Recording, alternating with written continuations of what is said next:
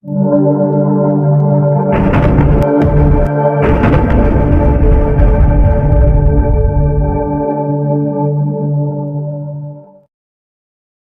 Students, कैसे हैं आप सब। हमारे YouTube channel AI coding tech में आप सबका स्वागत है। आज हमारा इंग्लिश स्पोकन कोर्स का 18वां बैच है। हाय दोस्तों, वेलकम, नमस्ते। पिछली बार जब मैं आपसे मिली थी तो हमने काफी सारी बातें की थी डिफिकल्ट साउंड्स के बारे में। इंग्लिश में ऐसे वर्ड्स जो लिखे अलग तरीके से जाते हैं, बोले अलग तरीके से जाते हैं, उनके साउंड्स हमने सीखे थे। साइलेंट लेटर्स की मैंने बात की थी। तो आई थिंक अब तक आपका प्रोनाउंसिएशन काफी क्लियर है वर्ड्स को लेके कि कोई वर्ड अगर आप देखें तो उसको कैसे बोलना है। आई थिंक इसके रूल्स तो आप समझ ही चुके हैं। तो आज मैं आपसे प्रोनाउंसिएशन की ही बात करूंगी, लेकिन एक लेवल अप। आज मैं आपसे बात करूंगी प्रोनाउंसिएशन के साथ साथ कुछ इंटोनेशन की, यानी कि आपका जो टोन है उसको ऊपर नीचे कैसे करते हैं। और आज की क्लास का नाम है सिलेबल एंड सेंटेंस स्ट्रेस। पहले समझ लीजिए कि ये सिलेबल होता क्या है। तो सिलेबल का मतलब है हर एक वर्ड में साउंड होता है। जैसे ये वर्ड है यहाँ पे फीमेल, फी में ल, तो ये 3 साउंड्स है ना। तो ये फी में ल,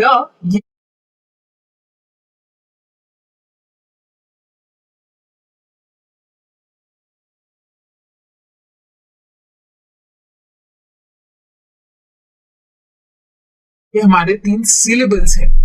तो एक वर्ड के अंदर कौन से सिलेबल को स्ट्रेस करना चाहिए उसकी बात मैं आपको पहले पहले करूंगी, और फिर सेंटेंस स्ट्रेस को भी देख लेंगे। तो सिलेबल या वर्ड स्ट्रेस का मतलब ये है कि जब किसी वर्ड में, जैसे फीमेल में, एक से ज्यादा सिलेबल होता है तो उसमें से कौन से वाले को स्ट्रेस करना चाहिए। स्ट्रेस करने का मतलब है कौन से वाले को मैं थोड़ा लंबा बोलूंगी और बाकी सबको नॉर्मल बोलूंगी।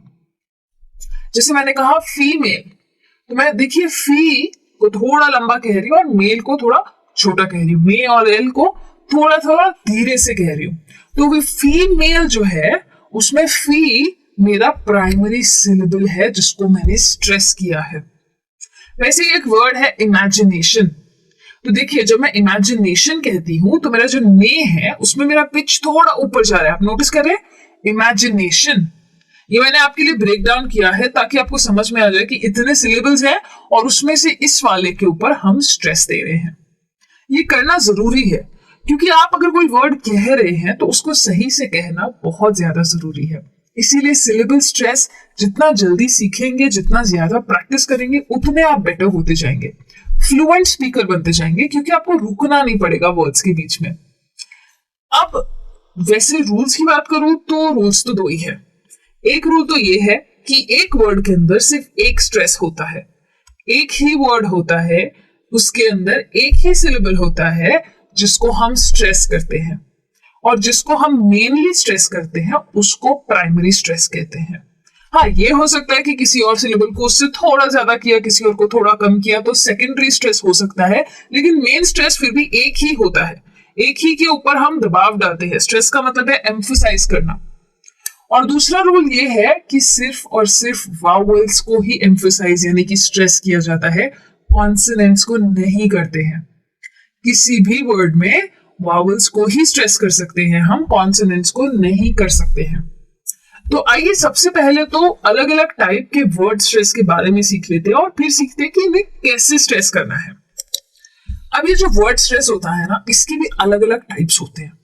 तो जैसे कि सबसे पहला टाइप तो ये है कि जब आपके वर्ड में सिर्फ 2 ही सिलेबल्स है और आपका वर्ड नाउन या एडजेक्टिव है। नाउन यानी कि ऐसा वर्ड जिसमें कोई नाम है या कोई चीज का नाम है, कोई इंसान का नाम है, अगर आपके पास सिर्फ 2 ही सिलेबल्स है उसमें, या एडजेक्टिव जिसकी हमने बात की थी डिस्क्राइबिंग वर्ड्स, तो अगर वो है और 2 सिलेबल वाला है तो उसमें स्ट्रेस जो है वो पहले सिलेबल पे ही जाता है हमेशा।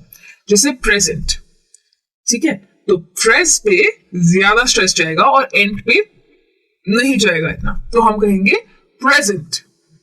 प्रेजेंट, देख रहे हैं आप, मैं प्रेजेंट कह रही हूँ। एंड जो है वो थोड़ा धीरे धीरे फेड हो रहा है, आप उसको नोटिस कीजिए।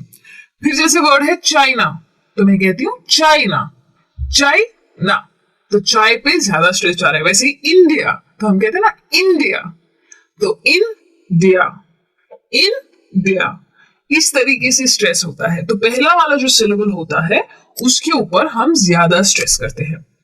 वैसे अगर वर्ब की मैं बात करूं, अगर मैं किसी वर्ड को वर्ब की तरह यूज करती हूँ, जिसे ध्यान रखिएगा, वर्ब मतलब डूइंग वर्ड्स यानी कि एक्शन वर्ड्स, यानी कि ऐसे वर्ड्स जिसमें कोई ना कोई चीज हो रही है।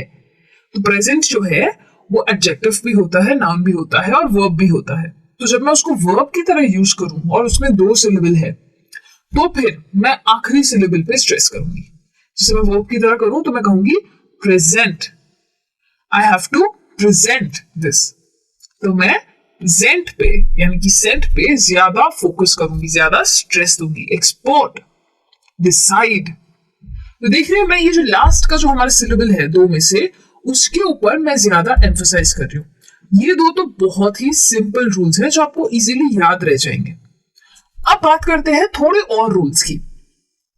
तो अगर आपके पास कोई ऐसा वर्ड है जिसकी स्पेलिंग खत्म होती है IC पे, या फिर SION पे, या फिर TION पे, ऐसे बहुत सारे वर्ड्स होते हैं इंग्लिश में जिनकी स्पेलिंग वहां इन सब वर्ड्स में खत्म होती है, तो फिर स्ट्रेस जाता है पेनअल्टीमेट सिलेबल पे। ये पेनअल्टीमेट सिलेबल क्या होता है?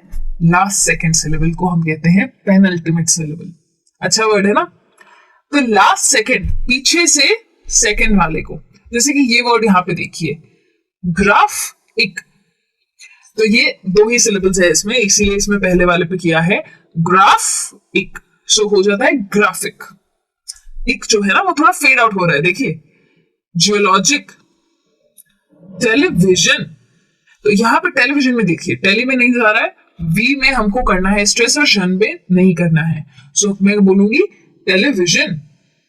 तो मेरा जो वी है वो थोड़ा बड़ा पिच हाई हो जाएगा, तो उन्हें पता चल जाएगा मैंने स्ट्रेस किया है। वैसे ही रेवलेशन, तो ले पे ज्यादा स्ट्रेस हो रहा है। तो अगर ऐसे कोई वर्ड्स आपको दिख जाते हैं तो आपको पता है कि लास्ट में से सेकंड वाले पे आइए और उस पे स्ट्रेस कीजिए।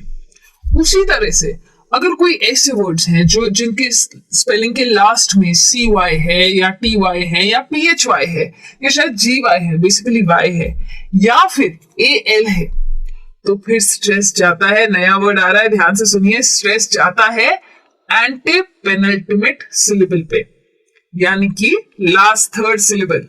लास्ट सेकंड को हम कहते हैं पेनल्टीमेट सिलेबल, इसे कहते हैं एंटी पेनल्टीमेट सिलेबल, यानी कि लास्ट से जो तीसरा वाला है उसके ऊपर स्ट्रेस करेंगे। जैसे कि ये वर्ड है डेमोक्रेसी, तो ये इसका एंडिंग हो रहा है CY में। तो देखिए मैं क्या कह रही हूं, डेमोक्रेसी। तो मॉ जो है उसके ऊपर मैं ज्यादा एम्फोसिस प्लेस कर रही हूं। ध्यान से सुनिएगा। वैसे ही ये वर्ड है डिपेंडेबिलिटी, तो मैं देखिए डिपेंडेबिलिटी ऐसे कह रही हूं, बे मेरा ज्यादा स्ट्रेस है। फोटोग्राफी, फोटोग्राफी, तो टॉ जो है ना वो थोड़ा ऊपर जा रहा है। वैसे ही जियोलॉजी, जियोलॉजी, तो बाकी सब एकदम धीरे धीरे कह रही हूँ, और ये जो बीच का पोर्शन है जो लास्ट थर्ड है सिलेबल, उसको मैं जोर से कह रही हूँ। और वैसे ही है क्रिटिकल, क्रिटिकल में 3 ही सिलेबल्स है, इसीलिए जो CRI है वो ही हमारा एंटी पेनल्टीमेट सिलेबल हो जाता है। तो मैं कहती हूँ क्रिटिकल, क्रिटिकल। तो वैसे ही 4 रूल्स आप सीख चुके हैं वर्ड स्ट्रेस के। एक और रूल की मैं बात करती हूं और उसके बाद आप सिलेबल स्ट्रेस को समझ चुके होंगे। कंपाउंड वर्ड्स, यानी कि ऐसे वर्ड्स जिनका 2 पार्ट होता है। 2 पार्ट उन वर्ड्स का होता है, कंपाउंड वर्ड्स उन्हें कहते हैं जिसके आप 2 पार्ट्स कर सकते हैं और वो 2 भी अलग वर्ड्स है, पूरे वर्ड्स है। और वो 2 जब जुड़ जाते हैं, जैसे कि हम बोलते हैं ना ब्लैक बोर्ड या व्हाइट बोर्ड, तो वो एक्चुअली एक कंपाउंड वर्ड है। ब्लैक और बोर्ड, ये दोनों वर्ड्स हैं और मैंने इन्हें जोड़ के बना दिया ब्लैक बोर्ड। तो अगर वो कंपाउंड नाउन है तो स्ट्रेस जाता है पहले पार्ट पे, और अगर कंपाउंड एडजेक्टिव या वर्ब है तो स्ट्रेस जाता है दूसरे पार्ट पे। जैसे कि पहले 2 एग्जांपल्स यहाँ पे देखिए, ब्लैक बोर्ड और ग्रीन हाउस है, वो दोनों नाउन्स है, तो मैं कहूंगी ब्लैक बर्ड, ग्रीन हाउस, इस तरीके से कहूंगी। और जो दूसरे 2 है वो दोनों एडजेक्टिव या वर्ब है, तो मैं कहूंगी ओल्ड फैशन्ड। तो मेरा स्ट्रेस कहां जाएगा? लास्ट वाले वर्ड पे जाएगा, फैशन्ड पे जाएगा, ओल्ड फैशन्ड। वैसे ही अगर अंडरस्टैंड है जो कि वर्ब है, तो मैं कहूंगी अंडरस्टैंड, अंडरस्टैंड, राइट। तो मैं जैसे आपको मैं सवाल पूछती हूँ ना कि आपको समझ में आया, तो मैं कहूंगी अंडरस्टैंड। तो ये जो स्टैंड है, या फिर मैं कहूँ अंडरस्टूड, स्टूड है उसके तरफ मेरा स्ट्रेस पड़ेगा। 5 ही रूल्स थे बस इसके। अगर ये 5 आपको याद रह गए तो आपका syllable stress is taken care of. मैं ये नहीं कहती कि आपको एक रात में आ जाएगा, लेकिन अगर आपको रूल समझ में आ जाएगा तो फिर आपको पढ़ते वक्त भी पता चलेगा कि ये वाला वर्ड है, अब मैं ऐसे ट्राई करूं।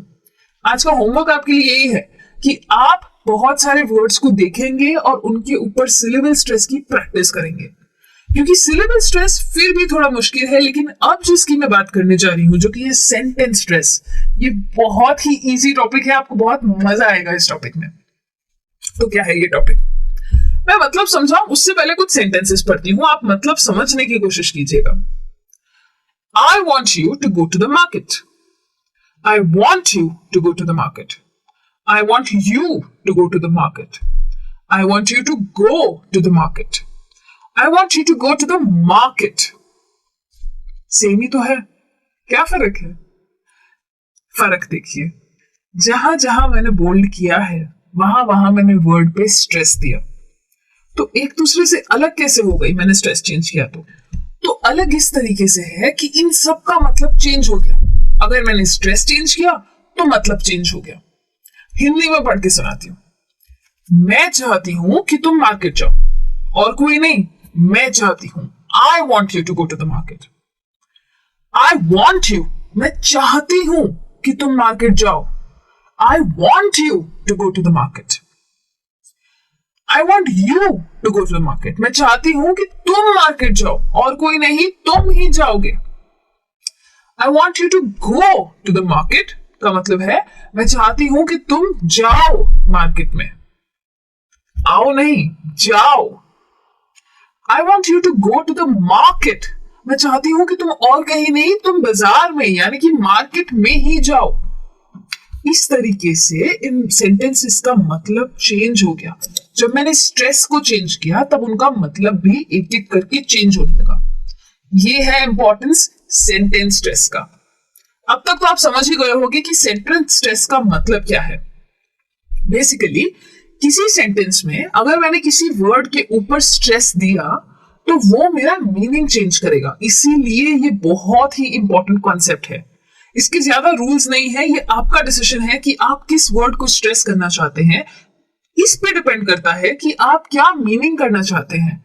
ये आपके ऊपर है कि आप क्या मीनिंग समझाना चाहते हैं सामने वाले को, और तब आप डिसाइड करेंगे कि आपको कौन सा वर्ड स्ट्रेस करना है। अब आपको अगर डिसाइड करना है तो आपको पता होना चाहिए कि सेंटेंस स्ट्रेस में कोई रूल्स है तो वो क्या है। तो जैसे कि मैंने बोला, वैसे कोई रूल्स नहीं है, आपका डिसीजन है। लेकिन ये चीज का ध्यान रखिए कि आप किसी भी वर्ड को स्ट्रेस नहीं कर सकते। आपको उन्हीं वर्ड्स को स्ट्रेस करना है कि जिसमें सेंटेंस का मीनिंग छुपा हुआ है। उन्हें कहते हैं हम कंटेंट वर्ड्स। कंटेंट वर्ड्स का मतलब है वो वर्ड्स जिसमें सेंटेंस के मेन कीवर्ड्स है, जो मेन मीनिंग है। यानी कि जो हमारे एक्स्ट्रा वर्ड्स होते हैं ना, जो आर्टिकल्स होते हैं, प्रीपोजिशंस होते हैं, कंजंक्शंस होते हैं, ये सब जो एक्स्ट्रा वर्ड्स होते हैं, इनको हम स्ट्रेस नहीं करते हैं। उन्हें हम कहते हैं स्ट्रक्चर वर्ड्स।